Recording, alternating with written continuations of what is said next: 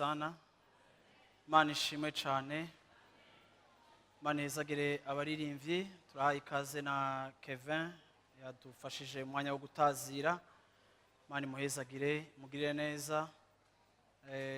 Ndabibutsa ko no munsi Apotre Apollinaire turi kumwe ariko araheza igikorane muri eglise yitwa Abundant Life umusengere muri kino gitondo kugira ngo bagire ibihe byiza aho basanzwe bariko barafashirizwa nabo bari mu misi y'amasengesho.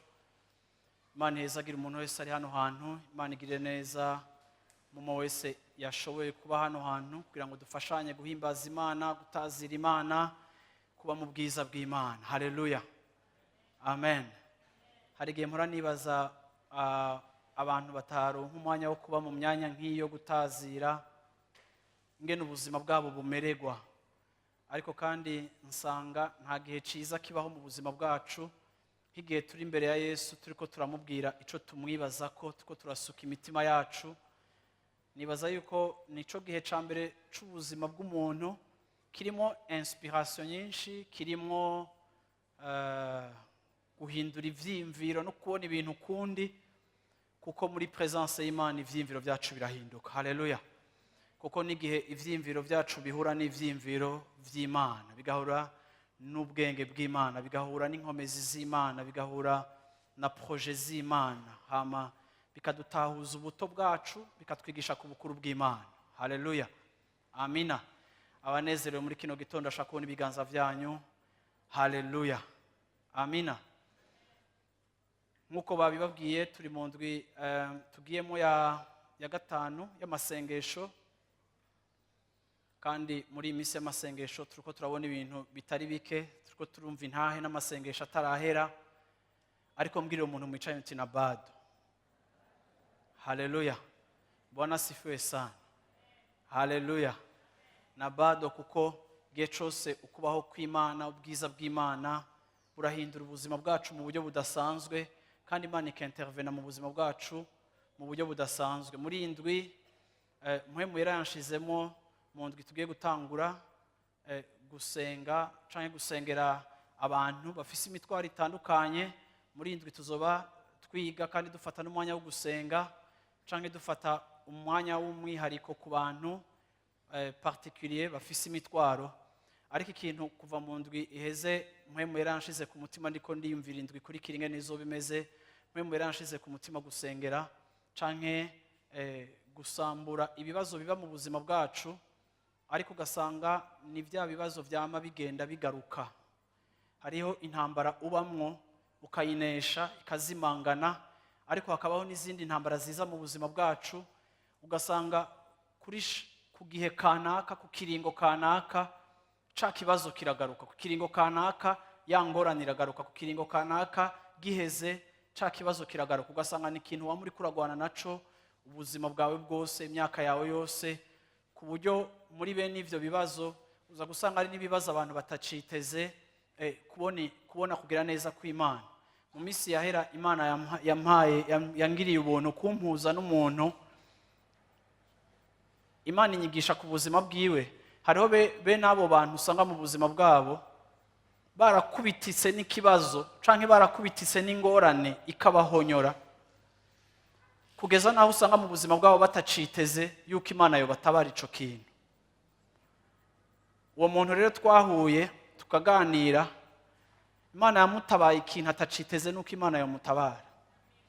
Bisubira kunyibutsa yuko hari abantu bamaze kwihebura bataciteze n'Imana, kandi barayikunda ariko ntaco bayiciteze ko ku madosiye amwe yo mu buzima bwabo. Ariko ndashaka kwibutsa no munsi muri kino gitondo, ndagomba kubwira ngo uko ikibazo cawe kimeze uko ariko cose ntikiruta Imana.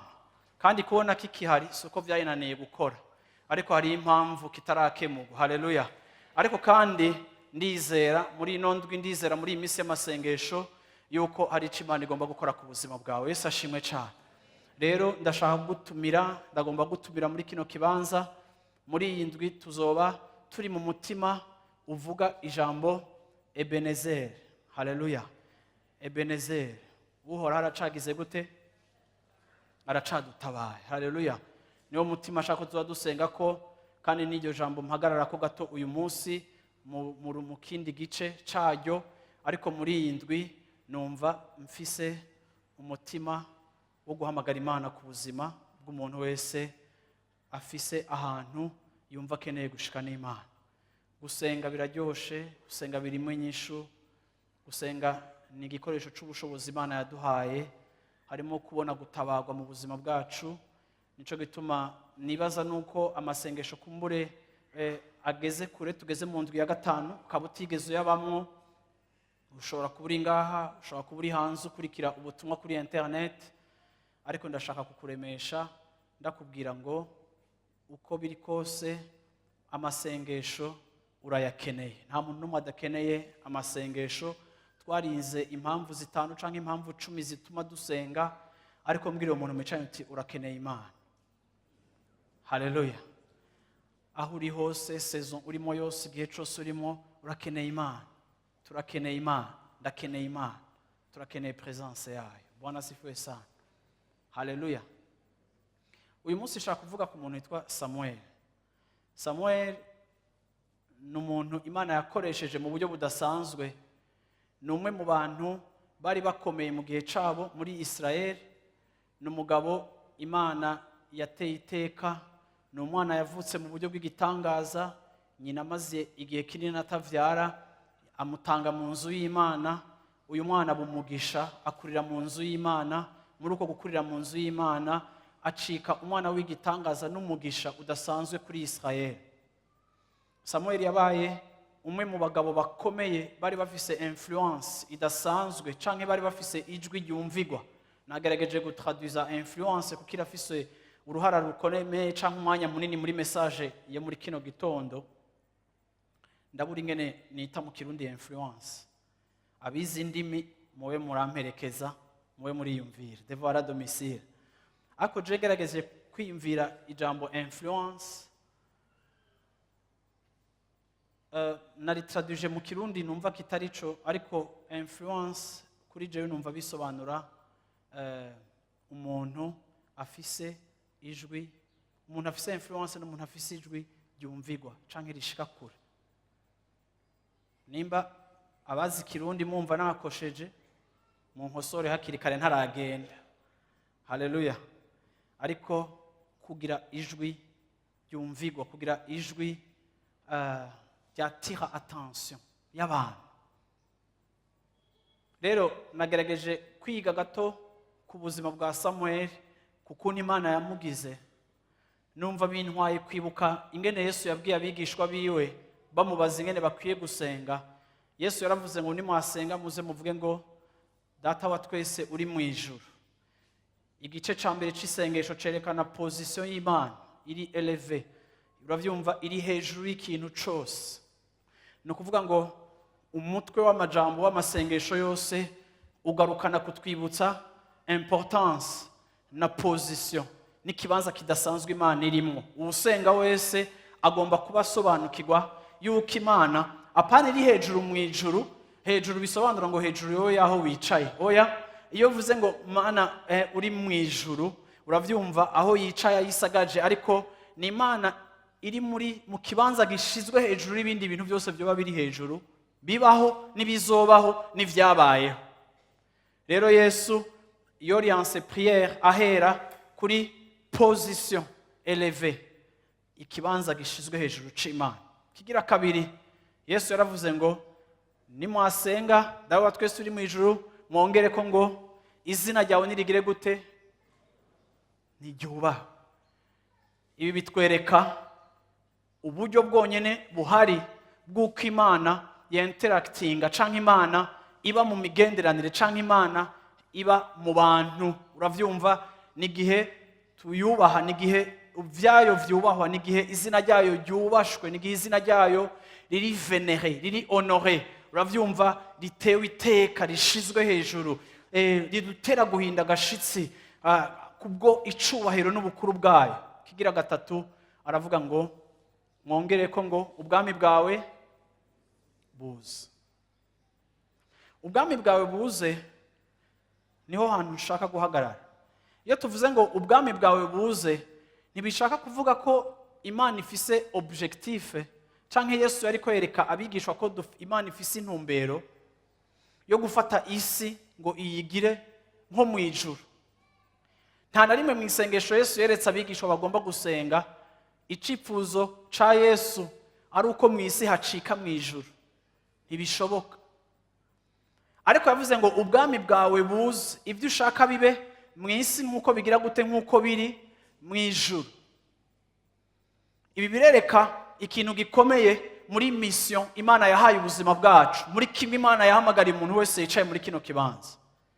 Nk'abigishwa ba Yesu, nk'abakurikiye Yesu, dukurikirana iyi ntumbero n'ikiciyumviro cyo kuvuga ngo ubwami bwawe nibuze hano mu isi, ibyo ushaka bishoboke gukoreka, uravyumva hano mu isi, nk'uko ibyo uhora wiyumvira ugashaka mu ijuru bitagira difficulté yo gushigwa mu ngiro. Reka no mu isi imigambi yose ufitiye isi, mwibuke ko idashaka ku isi bijuru, ariko uko imigambi y'Imana yose yoba ifise hano mu isi, ubwombe bwawe ibyo ushaka bibe ngaha mu isi.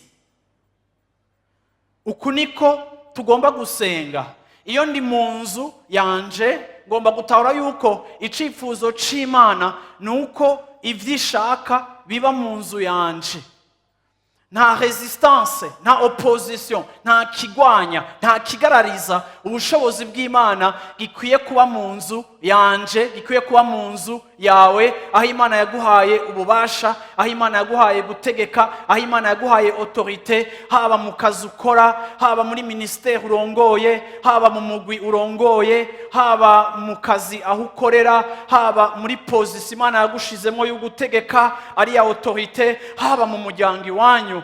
Aho uri hose, ivyo ushaka, ivyo Imana ishaka bigomba kuba aho hantu avec facilité. Hagomba kuba hiyoroheje kwakira ivyo Imana ishaka, nk'uko ivyo ishaka bihora bikoreka mu ijuru ata resistance. Hano naho bigomba kuba malgré resistance y'umwansi.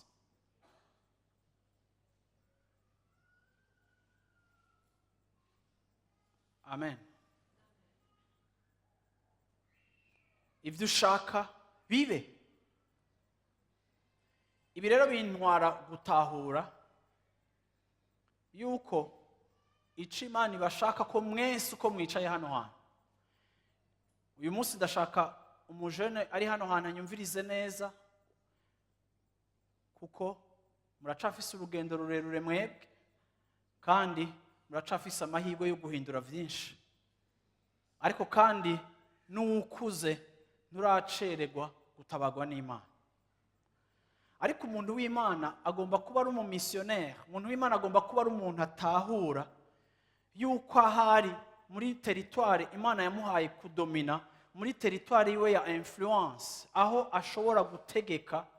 Umuntu wese w'Imana agomba gutahura yuko Imana yamuhaye ubushobozi bwo guhindura ibintu.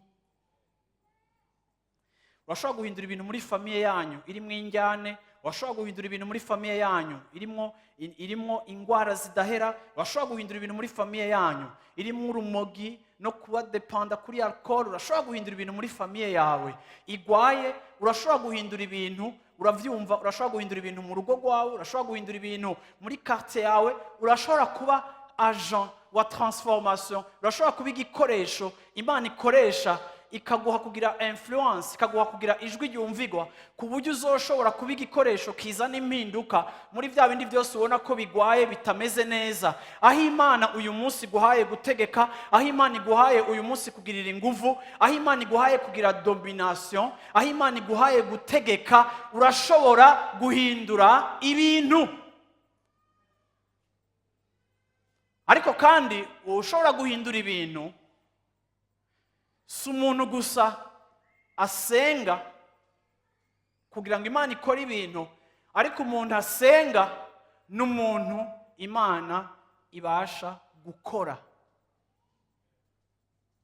Umuntu ahindura ibintu n'umuntu nawe n'ubwiwe afise ahantu imana iriko iramukora canke yamukoze canke yamuhinguye. Rero uyu mugabo Samuel nshaka uyu munsi ko twiga ko n'umuntu ushobora kwibaza ni gute yashoboye kuronka ijwi n'ukubaho kungana gute, ni gute yashoboye. Mwari mubizi bantu b'Imana, nta hantu hambere hagora gukorera nko mu bantu b'iwanyu. Abantu b'iwanyu niho hantu hambere hagoye gukorera, na Yesu yarabivuze ko. Kuko abo twita abantu b'iwanyu n'abantu bagizwe na cercle y'abantu canke umugwi w'abantu bakwegereye cyane. Abo bantu kubera bakwegereye barazi intege nke zawe, hama kuko bazi intege nke zawe barazi, uravyumva, ibikunanira, bigatuma intege nke zawe zigabanya influence, zigabanya ubushobozi ugira muri bo kugira ngo ushobore guhindura ibintu. Ariko Yesu yavuze ngo ubwami bwawe buze, umwe wese ahamagara ubwami bw'Imana muri miliyo yiwe, iyo arimwo, iyo amenyereye, iyo abamwo. Kuko aho uba niho uzi, uhafitiye diagnostic, uhafitiye analyse ikwiye, uhafitiye statistique zikwiye zigaragaza ibibazo bihari, zerekana ingorane zihari, zikwereka ubumuga buhari. Ni ukuvuga ngo aho tuzi cyane niho Imana idukoreshereza cyane, ariko aho tuzi cyane niho tutemegwa cyane. Rero ni kimwe mu bintu bigoye, ni imwe mu madefi agoye cyane guhindura miliyo yawe, kuko ariyo ufitiye umutwaro, kuko uyibamwo, ariko kandi bikaba bigoye cyane kuko iyo miliyo irakuzi, bakwita ngo ujya suwa kwa kanaka, ujya suwa hariya, ujya ntiyagize ibi. Uku niko babwira Yesu bashatse kumuminimiza, bakavuga ngo ujya suwa na w'umubaji, si umwana wa Yosefu, si uw'i Betelehemu. Ibintu byose vyerekana yuko Betelehemu atakivayo, i Nazareti atakivayo, ata muntu yoba prophète ari umwana w'umubaji. Uravyumva, akazi kari gasuzuguritse mu gihe cabo. Ni ukuvuga ngo barabikoresha byose kugira ngo berekane yuko ata kintu c'Imana cova muri bene uyo muntu akomoka aho hantu.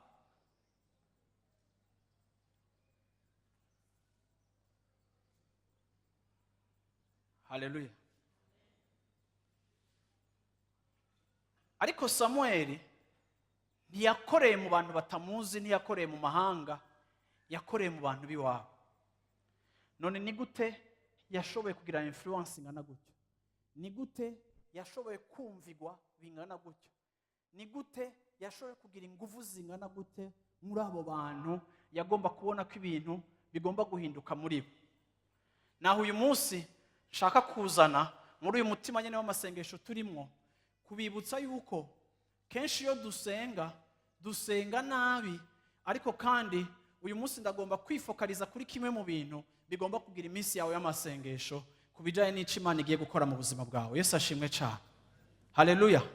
Murongo nshaka gusoma uri muri Samuel wa mbere igice c'indwi. Samuel wa mbere igice c'indwi kuva ku murongo wa mbere kugeza ku murongo wa 17. Haleluya. Samuel wa mbere igice c'indwi kuva ku murongo wa mbere kugeza ku murongo wa 17. Nuko abikiriyati Yeyirimu baraza bajana isanduku y'Uhoraho, bayidugana umusozi, bayishira kwa Abinadabu, maze barohanura umuhungu wiwe Eliyazari kugira ngo abe ari we ayizezwa. Kuva ku munsi iyo sanduku yashikiye ikiriyeti, hashira igihe kirekire nk'imyaka 20, ab'inzu y'Abisirayeli bose barondera Uhoraho batuntuye.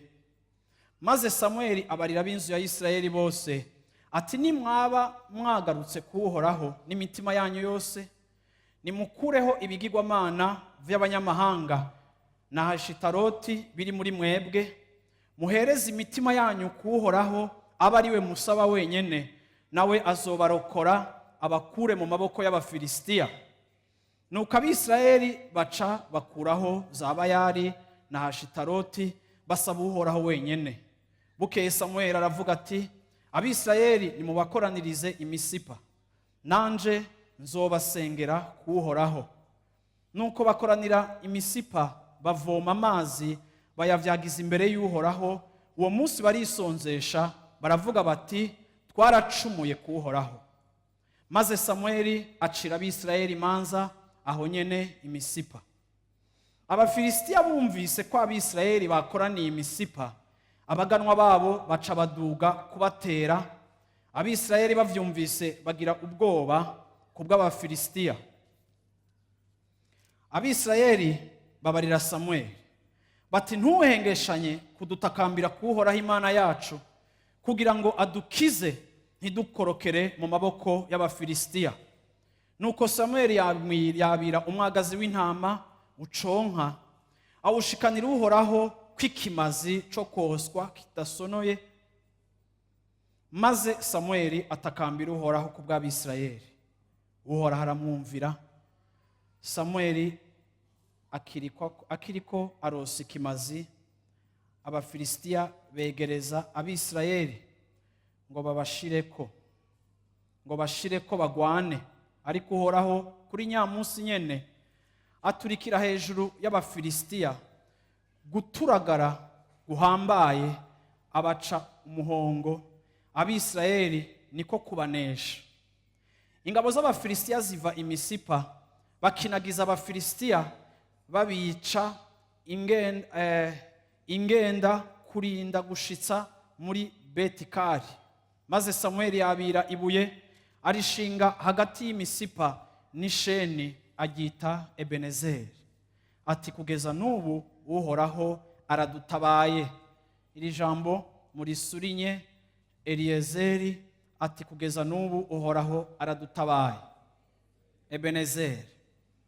Uko niko Abafilisitiya batsinzwe, ntibasubira kurenga urubibe rw'Abisirayeli. Mbere mu gihe ca Samueli cose ukuboko k'Uhoraho kwama gushikamiye Abafilisitiya, kandi ibisagara by'Abisirayeli byari byaranyazwe n'Abafilisitiya, barabisubizwa uhereye i Ekuroni ugashitsa i Gati. Mbere Abafilisitiya bakura igihugu cabo mu bubasha bw'Abafilisitiya, Abisirayeli. Ariko hagati y'Abisirayeli n'Abamori ho hari impore. Iminsi yose Samueli yamaze yari umucamanza w'Abisirayeli, kandi uko umwaka utashe yama agishanya imbu kuja i Beteli n'i Gilugali n'i Misipa, acira Abisirayeli imanza muri iyo myanya yose. Agaheza agasubirirama kuko ariho urugo rwiwe rwari ruri, naho nyene akahacira Abisirayeli imanza, kandi yari yarahubakiye Uhoraho igicaniro. Haleluya. Amen. Bwana asifiwe sana.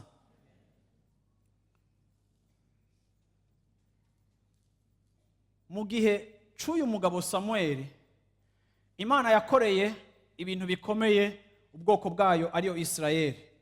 Icambere Imana yabakoreye nuko bamaze kumwizigira, Imana yabahaye kunesha Abafilisitiya. Abo bari abantu bamye babahahaza kuva kera, bamye babananiza kuva kera, bari barabatwaye ibisagara, bari barabacunye bufuni na buhoro, bari barabatwaye isanduku y'isezerano. Ikintu cyose citwa gucishwa bugufi canke humiliation Israeli yaciyemwo, Abafilisitiya bamye ari ukuboko gukomeye kwamye gukora ibara kandi kwamye kugirira nabi ubwoko bw'Imana. Ariko Samuel amaze kuza abaha kunesha Abafilisitiya.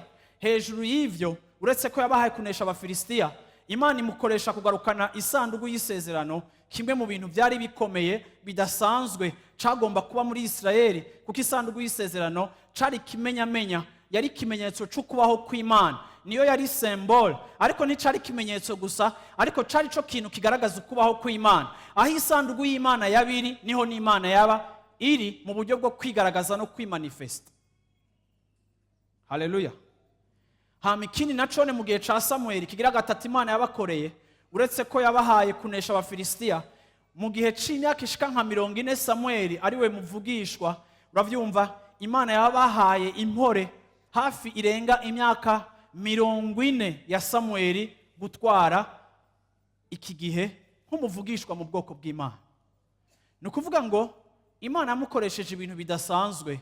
Imana yamugize umugabo akomeye adasanzwe mu buzima bwabo. Ariko nagerageje kwandika ibintu nshaka yuko twiga ku buzima bwa Samuel, kandi kugira ngo ndagufashe kukwereka uburyo ugomba kwerekeza amasengesho yawe muri iyi minsi yacu yo gusenga. Hariho ibintu bikenewe kuba mu buzima bwawe, hari ibintu bikeneye kuba mu buzima bwacu. Sindi mu bantu bemera canke bagomba gushimikira mu kwigisha abantu ku bintu byo korosha ibintu canke byo kuryoshajyosha abantu kugira ngo abantu biyumve bamerewe neza.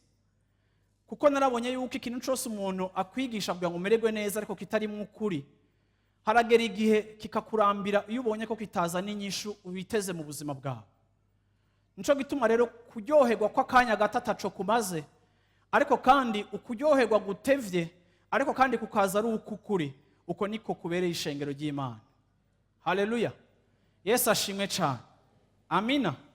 Rero iki kintu kiranyigisha ibintu bikomeye. Bamaze kwizigira, bamaze gushira confiance yabo, birantangaza ingene Imana ishobora gutera iteka umuntu. Imana ikamutera iteka agashobora kuba igikoresho gihindura ubuzima bw'abantu. Abantu bagashobora kumugira kw'icizere nk'uko byabaye muri iki gihe ca Samuel. Ariko biratangaza ingene iki cizere bagize muri Samuel cabazaniye umugisha udasanzwe ku buzima bwabo, kuko yashoboye kuronka imitima yabo n'ugutwi kwabo, hama kuko bamukundiye nawene acika igikoresho cyo kubazanira deliverance mu buzima bwabo. Ariko kandi nibi bigaruka bikanyereka, Mana ni gute noshika aho hantu nanje ukampa kugira influence ingana gutya, ukampa kugira ijwi rishika kure rigera gutyo. Abantu benshi nasanze mu gakiza bafise ibintu byinshi basengera bijaye no kuja imbere, bijaye no kumvirwa, bijaye no gukomera, bijaye no gutegeka, bijanye no kugira gute. Nta muntu numwe atokwifuza kumvirwa canke ahategeka canke ahaganje akahabona respect. Ariko nagiye mbona hari abantu mu buzima ashobora kuza agakankamira abantu akavuga ngo mbe nimunyumvira, mbega nimubona ko ndiso, mbega nimubona ko mugira gute. Ariko hari ikintu uyu munsi nshaka yuko utahura, kubahwa canke kumvirwa si ikintu ushobora kwempoza.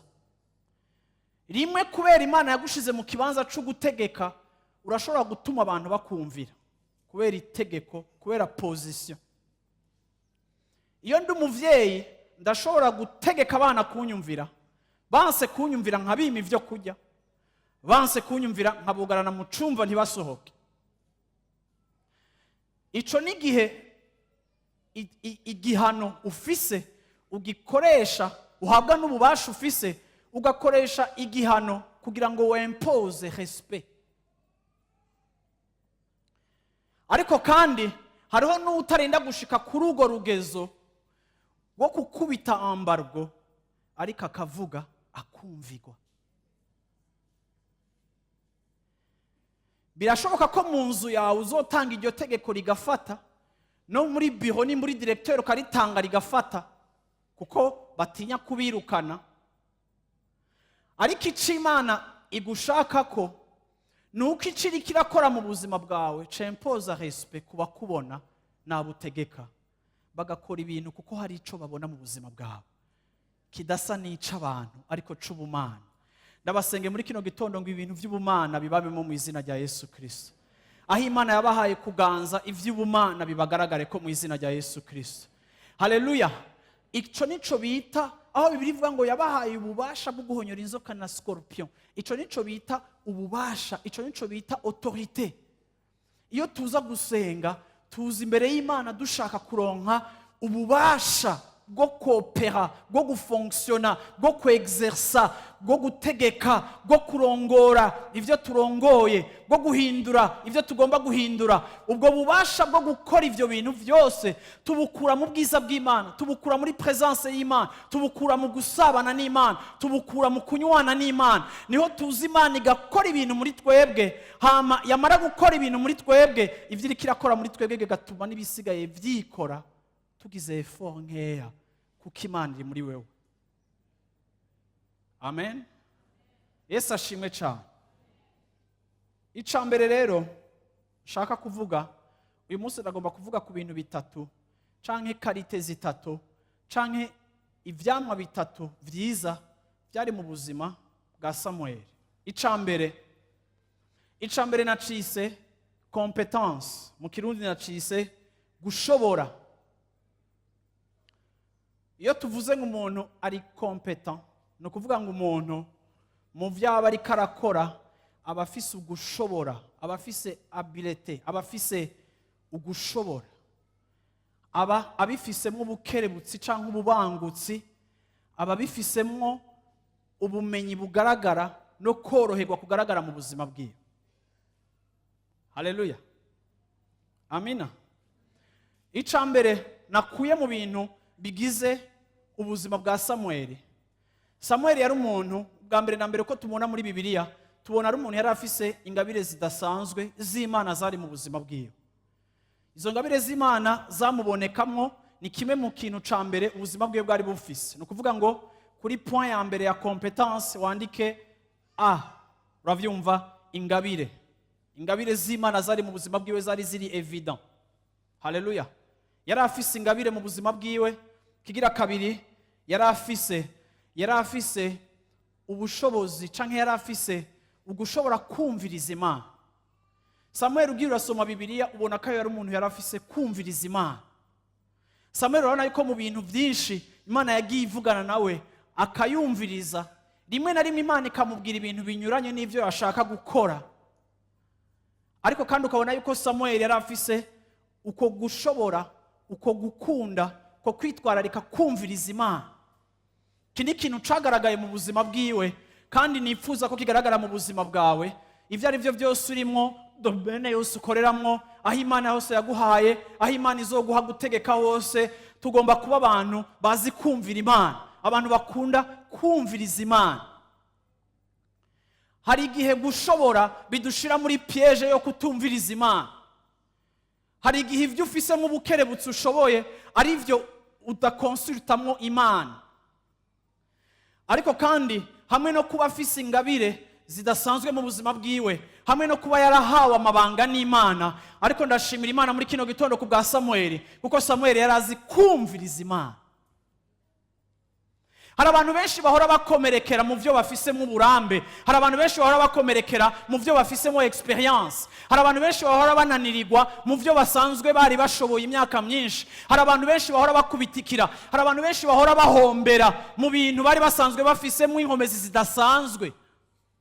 Si uko ushoboye udakeneye kudepanda ku ijwi ry'Imana, ariko hamwe no gushobora, ariko kandi ugomba kwibuka yuko inzira kanaka iboneka ko ari igororotse imbere y'umwana w'umuntu, iboneka ko ari yishika imbere y'umwana w'umuntu. Ushobora gukoresha amaso ya connaissance, ushobora gukoresha amaso ya experience, ariko birashoboka yuko utoshika, kuko hariho detail utabona iri spirituel. Igihe consultation yawe yose ihagaze ku bintu biri materiel, biri palpable, vyumvikana, ariko ni wumviriza Imana izokubwira inzira wabonye kwishika yuko idashika.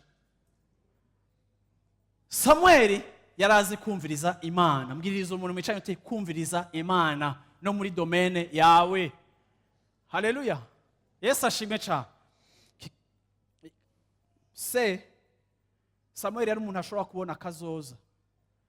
Yari afise ingabire, Imana ashobora kumwereka ibizoba, yamwereka ibizoza, yari afise uko kubona. Haleluya. Kigira kane cari mu buzima bwa Samuel, ndiko ndavuga competence gato canke gushobora. Yarazi ingene akwiye kwifata mu makrize akomeye yagiye ahura nayo mu buzima bwiwe. Yari afise ukumenya ingene akwiye kwifata mu bihe bikomeye yagiye acamo mu buzima bwiwe. Twese mu buzima bwacu turahura n'ibihe bikomeye. Umwe wese muri mwebwe yarahuye n'ibihe bikomeye, canke bishobora kuba biri imbere. Uravyumva, ibihe bikomeye birabaho. Ariko ikintu gikarakteriza ubuzima bwa Samuel nuko Samuel yarazi kubaho mu bihe bikomeye, yarazi kwifata mu bihe bikomeye. Kuko iyo utazi ngene wifata mu gihe gikomeye c'ubuzima bwawe, kuvyifatamo nabi bishobora kugwiza inshuro nyinshi ikibazo wari usanzwe uri kuragwana naco, kuko utamenye ngene ucifatamwo. Abantu benshi barinjira mu bibazo, yaba mu ngo yaba hehe, ariko kuko atabwenge bafise bwo kumenya ngene bifata muri crise bariko baracamwo mu ngo zabo, ahubwo inyifato yabo idakwiriye ituma ya crise irushiriza kuba mbi kurusha uko yari yatanguye. Ariko kandi ubuzima bw'uyu muntu w'Imana yari umuntu azi kumenya uko yifata mu bihe bikomeye vy'ubuzima bwiwe. Mbega woba ufise inyifato nziza mu bihe bikomeye vy'ubuzima bwawe? Haleluya, amen. Ibi bintu byose rero byari bigize ubu buzima bwa Samuel, byatumye abantu bamwihweza kandi bamuri hafi bashobora kumugirira icizere, bashobora kumuraba bakumva ko yobarongora. Murambona abantu b'abakristo basenga ngo mana elevation, murambona n'amasengesho ya elevation. Ngira ndabahebuze ndababwire ngo elevation si ikintu cyo gusengera, kuko Bibiliya ivuga ngo l'élevation ne vient point du nord, du sud ou de l'est, mais l'élévation vient de l'Éternel. Ugushigwa hejuru ntibiva mu buraruko, mu buseruko canke hehe, ariko gushigwa hejuru biva kuwuhoraho. Uhoraho ni washira hejuru, uhoraho ni washira hasi. Uhoraho ni wahagurutsa abami, uhoraho ni wakuraho abandi ku ngoma. Uhoraho ni washira umuntu hejuru akaduza ihembe ryiwe. Uhoraho ni washira ibendera ry'umuntu hejuru, ariko uhoraho ni wamanura umuntu. Nta na rimwe nzopfa nsengeye elevation, ariko kandi nzosenga ngo mana ma competence, kuko niya ma competence elevation izoza. Sinzosengera gukuzwa, ariko nzosengera gushobora, kuko maze gushobora gukura biri automatique.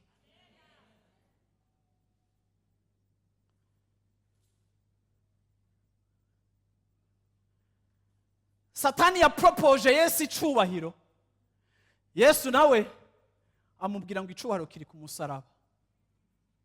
Satani yamuservye icubahiro kuri plateau, Yesu yakira icubahiro kiri mu rupfu.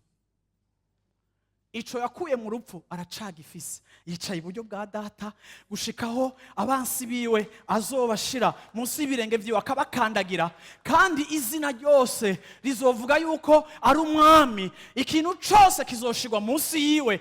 Data yugaraniye ibintu vyose munsi y'ubutegetsi bwiwe no munsi y'ububasha bwiwe. Niwe ategeka, niwe vyose biriho kubwiwe.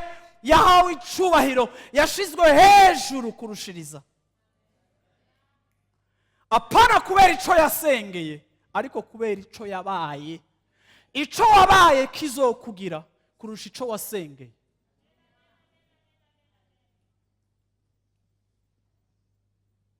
Uriko urasengera promotion mu kazi kawe, uriko urasengera gufata ijya post iri hejuru bashize hanze, kandi barapropoza yuko abari indani mu kazi bashobora gufata ijya post. Uri muri 40 jours uriko urasengera ijya post. Lemblo teke leki tete. Natwe tukakubwira ngo fata, nawe ugafata nk'umukepera afashe penalty. Uravyumva? Ibintu byose ukabigira. Uravyumva? Ebana ibintu ukabifata. Urafata ibintu mu mpwemu, ariko ntubifata sur le plan matériel. Uri umwendiscipline ku kazi, uri kigaba, uraceregwa, ufise amayimere nk'ayigicu cyo muri Canada, bavyuka mu gatondo hagira habe neje, gasohoka hanze hakagwa imvura, mu masaha 2 hagacika izuba, amaklima ane akipasa mu munsi umwe, umeze nk'igicu kitari maîtrisé. Et pourtant uri kurasengera promotion, wobona woro gushigwa hejuru. Abantu ba mbere b'abayendiscipline, abantu ba mbere b'abanyamafuti, abantu ba mbere b'abanyamanyanga, abantu ba mbere compliqué, n'abantu banka Imana yawe kubera ingene wowe usa. ariko hageze 40 jours ugira wonde uri kurabohoza ndafashe kajya kazi ujya mu patron ntankunda ndamwugaje reka ndakubwire ntagukunda kuko uteye isoni uri umukristo we n'umupagani ariko arakuraba akakuburamwe ivyamwa vy'Imana yaba ashobora gukora nko mu gihe ca Yesu yo kuvuma nkuko Yesu yavumye igiti kikuma ntashobora gusa kubikora kuko iyo autorité ntayafise. Ninde yaroze ishengero ry'Imana aho yemeza abakristo yuko hari ibintu bazoronka kubera gusa batokonvye canke bagatontoma nk'intambwe? Ninde yakubeshe yuko mu buzima uzogira influence ugahindura milieu yawe uri umuntu utari exemplaire uri umu incompetent hakuza imbere y'Imana uvuga uti Mana nkora, Mana mpa capacité, Mana mpa kuba umukozi mwiza, Mana mpa knowledge, bazanye programme shasha mpa kuyimetriza, ukaba umuntu yiga, ukaba umuntu asoma, ukaba umuntu akora. Reka ndakubwire ico kiriko kirakubamwo nico kizokuduza kubera isi irakeneye kugukonsoma igihe uri produit fini, igihe usosa ufise akanovera muzosengera promotion izoba automatique.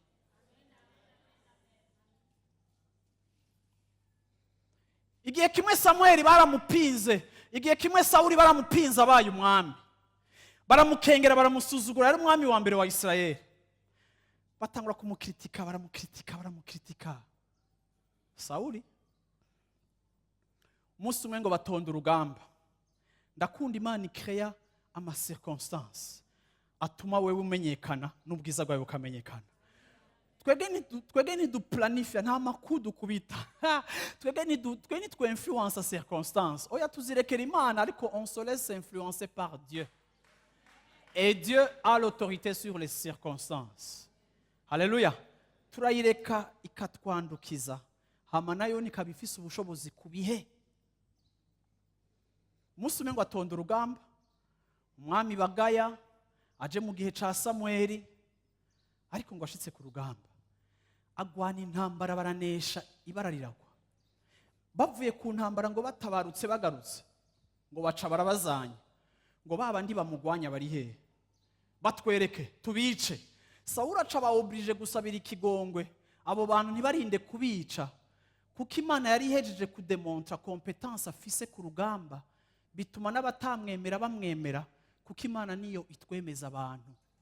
Twege nta publicité twigirira ariko Imana izokwemeza abantu. Mu muryango wawe ushobora kuba umuhererezi ariko Imana izokwemeza abantu. Iwanyu ushobora kuba ari wowe utazi no kuvuga ariko Imana izokwemeza abantu. Naho ubimereye nk'ikiragi bazoza guprovoka ico uvuga kubera ico Imana ikirakora mu buzima bwawe. Igihe Imana iguhaye abilité, igihe Imana iguhaye capacité, igihe Imana iguhaye competence, nturondera abantu barakurondera. Ngira umuntu mwicaye uti nturondera abantu barakurondera. Nivyo ko uyu munsi kuri marché du travail barakubwira ngo ugiye muri interview ugomba kwidandaza. Hariho n'abasigaye baja mu maformation ya interview. Ugomba kubwira entreprise ico ushobora kuyimarira. Je ni mwanyakira, I will change everything. Uravyumva zohindura ibintu. Bakubwira ngo ugomba kuba confident. Reka confident si ibintu bagira muri interview. Uravyumva confidence iri ndani, irahari canke ntihari, ariko si umwambaro wambara kubera ugiye muri interview. Biriho canke nta biriho. Kasanga umuntu ari forme ngene ngo ngucuvuga gutya ngo Jenny nazango zo bla bla la la. Reka ndakubwire twebwe ubwami tuvamo ntitwigirira publicité ariko ibikorwa vy'Imana mu buzima bwacu birivugira. Yesu yaravuze ngo je sinishingira intahe ariko data ananishuhudia. Haleluya. Yesu ashimwe cyane. Yesu ashimwe cyane. Iyo ufise gushobora, iyo ufise competence mu buzima bwawe, ibintu bizokwikora. Rero nimba turiko turasenga, ndakeneye Imana kwima efficacité muri domaine yanje. Nimba domaine yanje n'umupastori, ndakeneye ko Imana impa efficacité muri pastoral. Niko kazi kanje, niko nkunda, niyo passion yanje. Haleluya. Ndafise n'ibindi nkunda kuri 2e degré na 3e degré, ariko ico ndagikunda kuri 1er degré. Ndasaba Imana ngo mpa kuba. Simvuga ngo ngira canke mpakijya mpa kuba. Oriyo y'ugusaba ico dushaka ariko dusaba ico ashaka muri twebwe. ni kangahe mu buzima bwawe, muri kariyeri yawe, mu kazi ukora, muri domene yawe, icyo watanguyemo akazi, icyo watanguyemo bizinesi, n'iryari uzi imbere y'Imana ugasenga uti Imana, kuri uru rubuga hari kompetisiyo nini, hari abakonkura benshi, Mana mpa kompetansi, mpa kuba diferent. Urazi iyo utanguye gusaba Imana kompetansi, icitangura ijambo rya mbere rikora icitangura kugukosora, ikibanza kukubwira ingene uvyuka ucerewe, ikibanza kukubwira ingene watanze amarandevu y'abantu uzorivra ibintu byabo uyu munsi ukaba utarabibakorera, icitangura kukwereka aho ugwaye, bigaca bicrea repentance.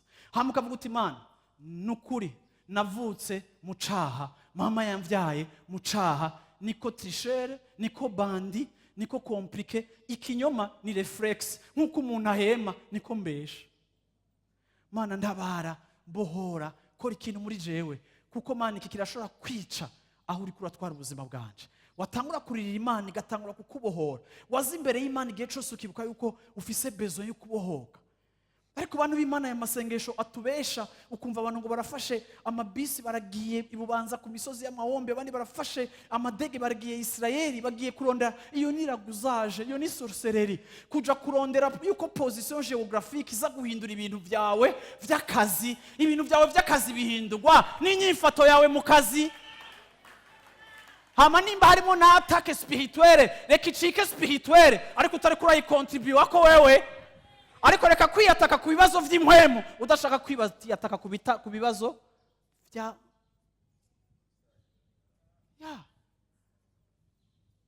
bantu b'Imana. Sinzi ikintu catwigishije tricherie.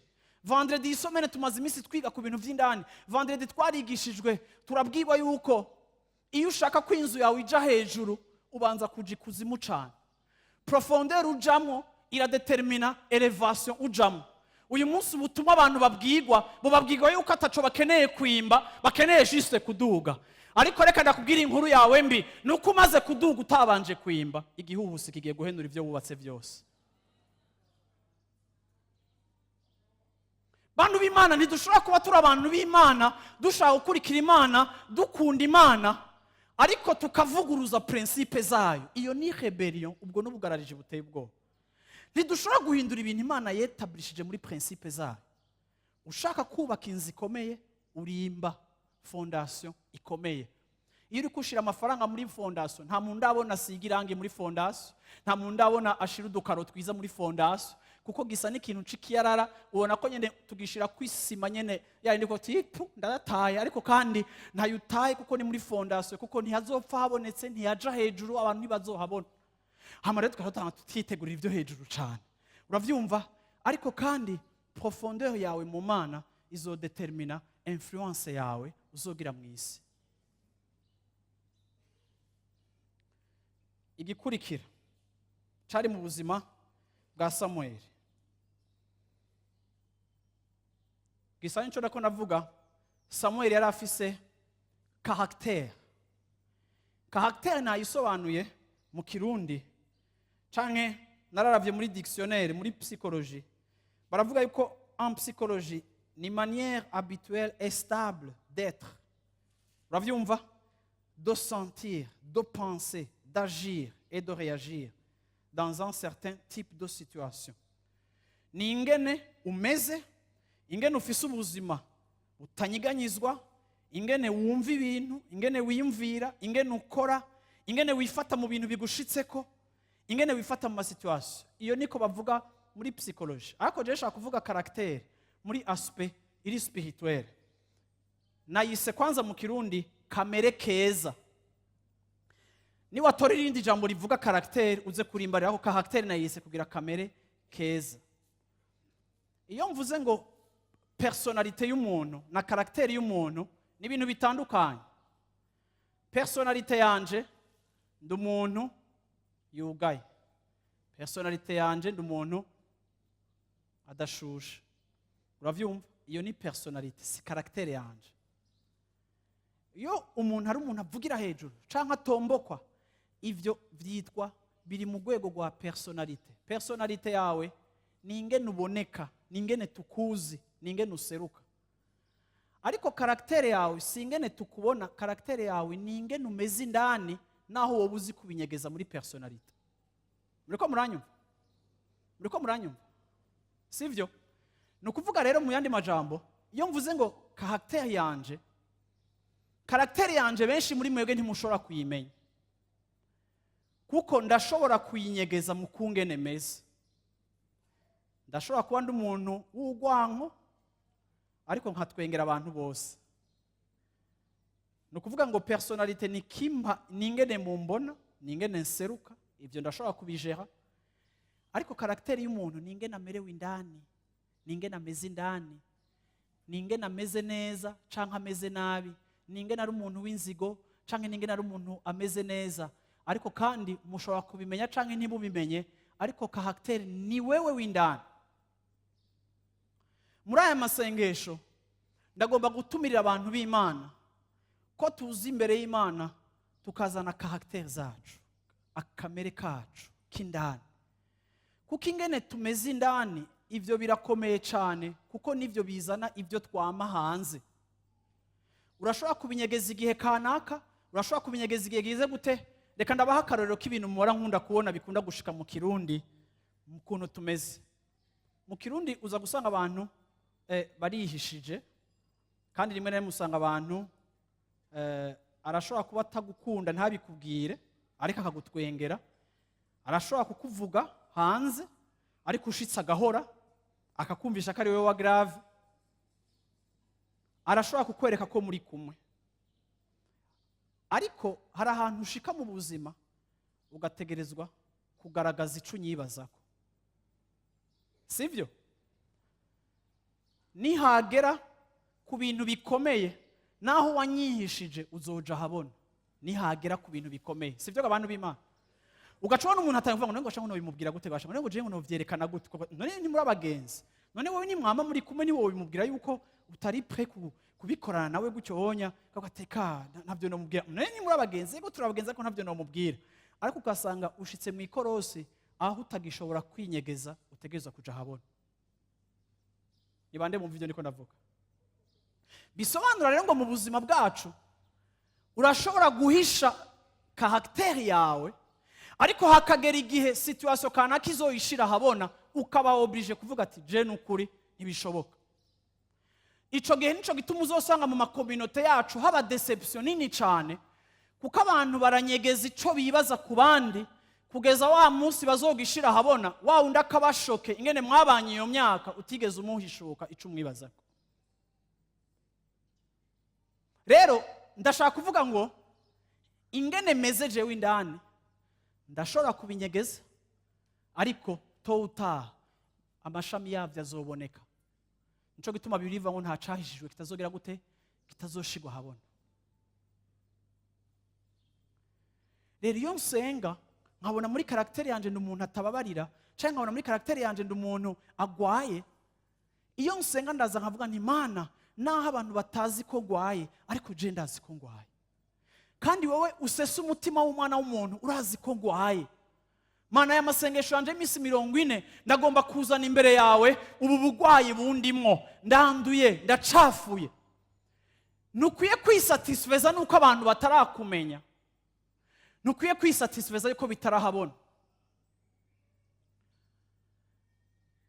Narabonye abantu bafise ikibazo muri bo ca homosexualité, kuryamana n'abahungu caye kuryamana n'abakobwa, ariko cyane cyane nabibonye mu bahungu, oriye yukuza gufashwa kugira ngo abohoke aho hantu ubuzima bwiwe bugwaye, aho hantu mu buzima bwiwe hari ikintu kitameze neza, kugira ngo aboneke nk'abandi, agacaja kugira mariage, kugira ngo muri societe aguma aboneka ko nawe ameze nk'abandi, akarongora akavyara abana. Ariko kubera ingwara imizi itarapfa yayo izoguma ipusa yagera hagati bikanka akagonga imoteri, akaba oblige gushira habona homosexualité yiwe. Abandi bakavuga ngo none wewe ntiwagize mariage, akavuga ati iyi myaka yose nari ndabifisa ariko biranse. Kubera iki? Kuko utitwararitse cyane kubohoka, ariko witwararitse kwafisha personnalité iri normale, iri acceptable muri société uvamo. Bantu b'Imana, nimba ari ikintu ca mbere ubwami bw'Imana bukora ko mu buzima bwacu ni karakteri zacu. kuko aho niho byose biva, aho niho ibituvamo bidudubiza. Bibiliya iravuga ngo c'est de l'abondance du cœur que la bouche parle. Ibidudubiza mu mutima nivyo akanwa kavuga. Nico gituma guswanya no kwitwararika, Bibiliya iravuga ngo murinde umutima wanyu kurusha ikindi kintu cyose, kuko aho niho uravyumva, niho hari isoko, niho hadudubiza. Reka ndakubwire, peu importe capacité ufise y'ukunyegeza no kwambika impuzu no guhisha, to uta icugwaye ku rwego rwa kamere kawe kizoja habona.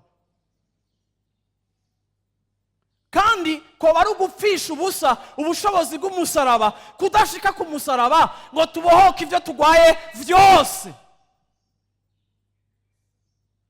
Turashaka ko abantu bakizwa, ariko kandi nta caractère, nta kamere keza dufise, nta vyamwa vyiza bituvamo.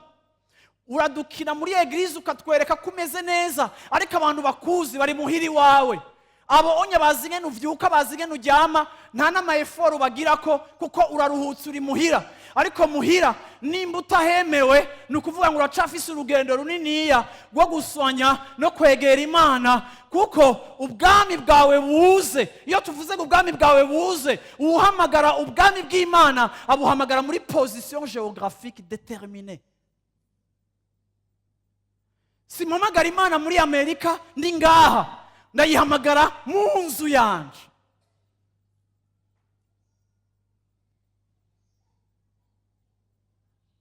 Mumbwire ngo turavyumva.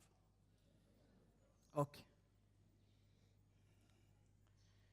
Haleluya. Bwana asifiwe sana. Haleluya.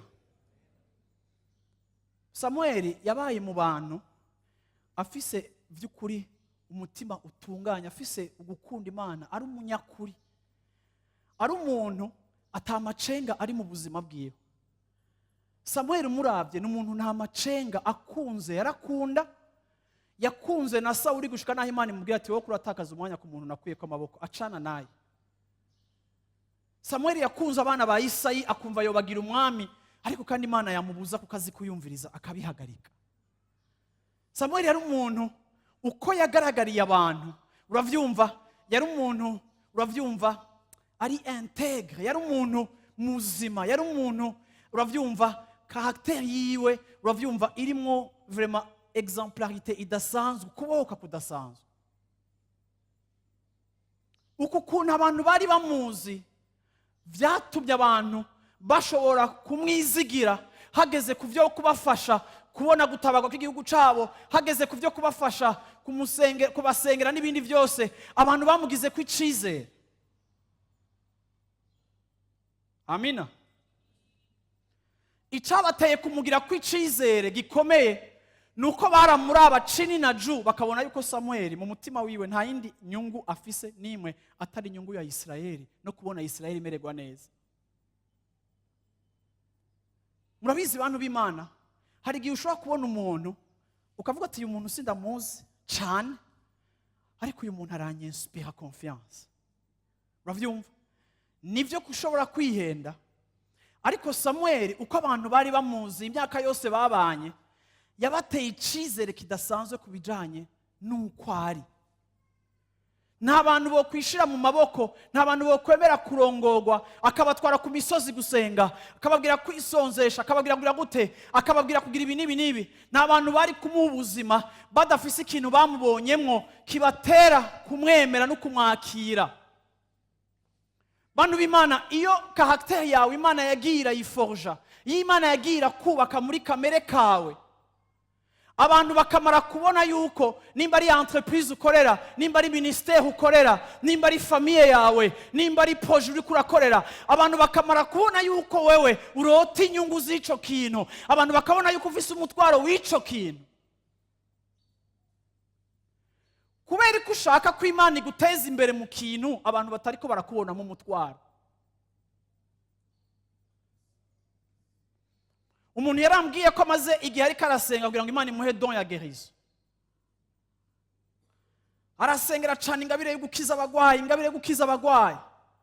Numva turiko turaganira muhemu yararampaye kumukaputa yuko motivation zibe ziri fausse. Motivation une, la fausse. Uravyumva? Hama turiko turaganira ngenda ngerageza gushaka kumenya kuko uri kurasaba Imana ngo iguhe ingabire.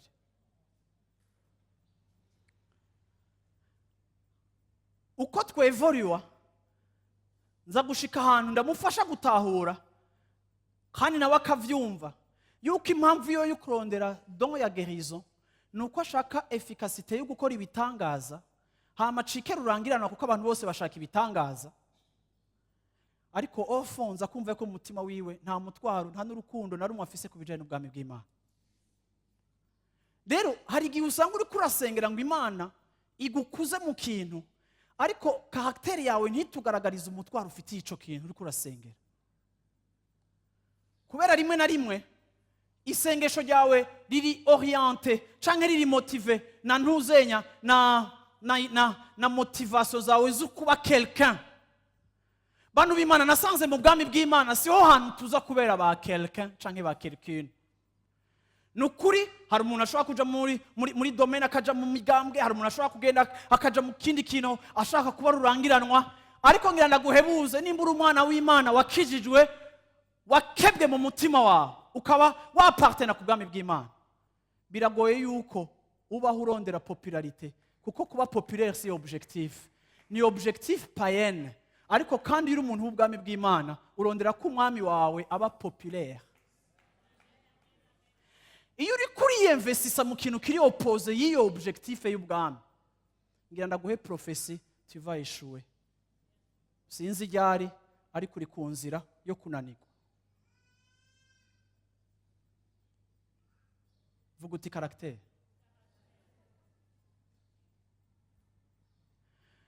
Nimba ari departement ya mbere igoye guhindura ni caractère. Nimba ari gisata ca mbere kigoye guhinduka ni caractère. Nimba ari ikintu catira abantu bake mu bikorane ni gikorane kiza kikwigisha kuri caractère. Ariko ibindi bikorane bidutwara mu bindi bintu byose biri populaire abantu baravyitaba cyane. Ariko wogira kuri affiche umunsi umwe agahamagara abantu muri stade ngo tugiye kwiga kuri caractère, uzosanga ico bikorane abantu bacitavye ari bakeya. Kuko iyo ndiko ndavuga caractère mba ntanguye kuvuga ijambo ryo gupfa, kandi ijambo ryo gupfa rirabisha. N'igihe Yesu yababwira ngo azopfa bacemwe ngo bihagarike, acavuga ati mva inyuma Satani, kuko gupfa ni ikintu twanka. Hama gupfa iyo niko ndavuga gupfa ni igihe utakaza ibyo wewe wahora ufise nk'inyungu zawe kugira ngo wambrase inyungu z'Imana. Ivyo bisaba gupfa kwa ule mtu wa ndani. Sema nyuma yangu, sema kifo. Sema kifo. Kifo kinaumiza. Kama ni kifo volontaire ni aje? Volontaire kifo na de papa ntabyazi. Kifo volontaire. Vincent Tanzania hauna. Unaona kifo cha maksudi. Wenye wanaongea lugha ya Kiswahili munisikilize. Kifo cha maksudi kinaumiza sana. Ni wakati wewe peke yako unajileta mbele ya Mungu na mwambia nitengeneze, sambua. Hiyo wakati mama ikifika inaumiza sana. Inaumiza sana. Haleluya. Hata hiyo mahubiri inaumiza sana. Haleluya. Bwana sifiwe sana. Yesu ashimwe cyane. Igihe nemerera Imana kwica ibintu, igihe Imana integeka kuja kugira ujya mugore ngo saba pardon, igihe mu buzima bwanje sinigeze nsaba pardon, nimba ari ikintu cananiye gusaba ni pardon. Pardon nayisavye umunsi nakira Yesu. Point être à la ligne, ibisiga naho wanzirika naho wamboha sinashobora kuvuga pardon. Nkacangira rero mariage. Urazi muri mariage ngene pardon ivugwa kenshi. Narashobora kuranga nk'ukwezi ndayiyumvirako. Ako nkumva ko muhemu yaratampebeye. Nayivuga nkumva ndahwereye bampamvye n'agasaraba bashizeko na ne ariko igihe cyose twemera muhemu agakora ikintu kubijanye na bwa bumuga bwacu, ico gihe tuba turi positionné pour l'élévation, kandi ico gihe tuba turiko turemera ko Imana ikora ivyo igomba gukora mu buzima bwacu, bizotuma ijwi ryacu ryumvikana, kuko utuma abantu bemegwa ni Imana. Igihe wayemeye izokwemeza abantu. Ndangirize ca gatatu.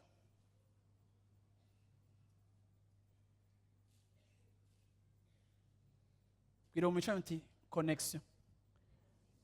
Tapana internet. Connexion. Haleluya. Connexion na yise gufatana n'abantu, gufatana n'abantu kuko biri appliqué naho bidashobora gute. Ive wewe wize indimi connection iki inde ubusabane ni fellowship, ni communion. OK, jusqu'à preuve du contraire, connexion. Kandi ciza ca connexion sine kwitahura na nyokuru ndazi ko ayitahura ngaha. Nyokuru ni connexion urayizi, urayifise nawe muri internet uruvugana na Suzanne. Connexion abantu bose barayizi. Rero nyokuru nimba yitahura abasigaye kazi yenu. Connexion, kwimatanya, kwinjira mu bandi, kwinjira mu bantu. Bwana sifiwe sana. Guhuza, OK, etc. Umwe wese anajaza. Amen. Ndashaka kuvuga ngo mwize ku buzima bwa Samuel, muzobona yuko Samuel yabaye umuntu yize kumenya ururimi rw'abantu no kwiga kuba mu bantu. Ikindi agomba kugihanura abantu bakuze mu mpwemu.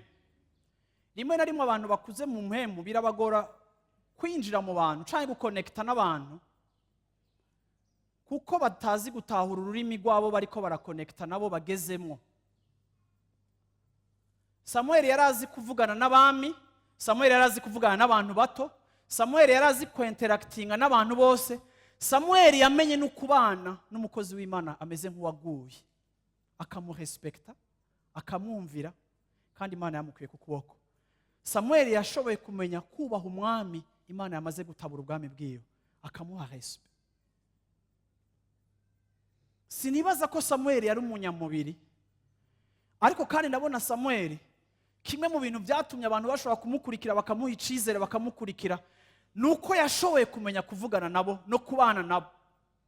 Mu gicapo twasomye niwe bamaze iminsi barira, niwe yabazanye abagarukana ku Mana, abagarukana kuri repentance. Israeli yemera kumuzanira ibigirwamana basenga n'ibindi bintu byose, bamwemerera ko abarongora bagarukana imisipa kuja kwihana no kwihekonsilia n'Imana. Bemera ko abarongora kuja gutanga ikimazi cyo kwihekonsilia n'Imana no kurira Imana kubw'ivyaha vyabo. Hari igihe tunanirwa gukonekita n'abantu no kubazana kwihana, kubazana kuri repentance, kuko rimwe na rimwe twinjira mu buzima bwabo tubacira urubanza, bigatuma habaho igihome gituma badashobora kwakira message yacu. Ikintu natahuye nuko utanga message si umumamfutiste. Naho mbona abantu bavuga ubutumwa mwibarabara avuga ngo nimwihane muraranduka, ukabona nta n'ubugwaneza afise, ukabona iri sanfu, ukabona ashaka juste akubwire bikugwe mu matwi kugira ngo bishoboke Yesu agaruke gutora ishengero, kuko byaravuze ngo ubutumwa nibwashika ku mahanga Yesu azoza. Abona bo kuko bashaka ijuru, hari igihe bavuga ubutumwa gusa kugira ngo babukubwire buze bukwagirize, ariko atamutwaro ushobora kubona rimwe na rimwe kuri bamwe nkabo, kuko utanga message ntaza kuyigwa nk'uko bisishuti, ariko utanga message agomba kuba ari conscience yuko hariho possibility yuko message je kuguha ushobora kuyanka. Iki nico catumye Natani amaze kwerekwa ko Dawidi yakoze icaha, niyaje kumuha message mu gasuzuguro nk'uko ari umuntu spirituel. Mungu amenionyesha ya kwako, Mungu amenionyesha, amekunionyesha bya kwako naviona, uliko wapita no. Paulo yaravuze ngo haba mu Bagiriki nigira nkabo, haba hehe nigira nkabo, kugira ngo ushobore kubazanira ubutumwa bwiza. Umumessage araprepara terrain y'ubutumwa kugira ngo bushobore kwakirwa, ntabutanga muri désordre, ntabutwanga muri mu kajagari, ariko abafise ubugwaneza bukwiye bwo gushaka gukomunika icyo Imana yamubwiye, kugira ngo hirya y'ukwakira message ndashaka kuyakira, kandi kuba nayihawe ukayakira nzoba ngize success.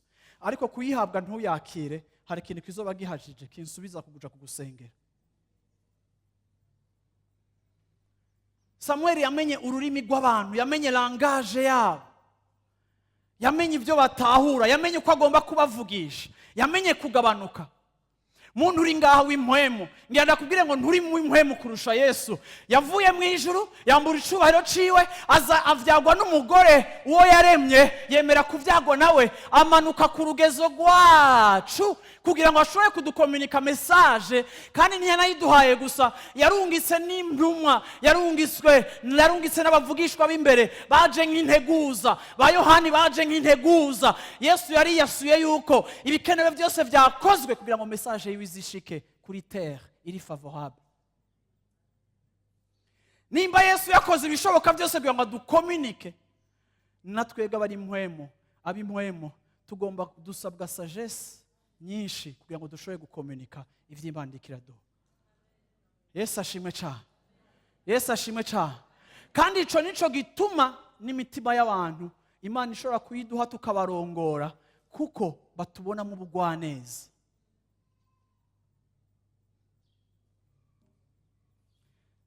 Ndarangije mvuga rero, igihe cyose mu buzima bwacu hari umuntu yavuze ngo ndarangije, ngo masigaje 30 minutes. Ndarangije. Bwana sifiwe sana. Yesu ashimwe cyane. Niwaza imbere y'Imana uzosabe Imana ikumpere gushobora, competence. Niwaza imbere y'Imana uzoyisaba uti Imana numpe caractère, kamere keza. Niwaza imbere y'Imana uzoyisaba uti Imana umpe guconnecta. Haleluya. Kuko ntushobora gukengera abantu, ntushobora no kwinyoha abantu, kuko ico cyose Imana izogutuma kiri en rapport avec les hommes. Ngira ndababwire ko ministère Imana yaduhamagariye, ntiyaduhamagaye kugira ministère kuba marayika, ariko ministère yacu n'abantu. Rero peu importe aho wowe ugeze mu gukura mu vy'Imana, ugomba kwiga kumenya kuba mu bantu. Nico gituma Paulo yigishije Timoteyo ingene ahanura abakecuru bangana na nyina, ingene ahanura abagore, ingene ahanura abapfakazi, ingene ahanura abana bakiri bato bari mu rungano rwiwe.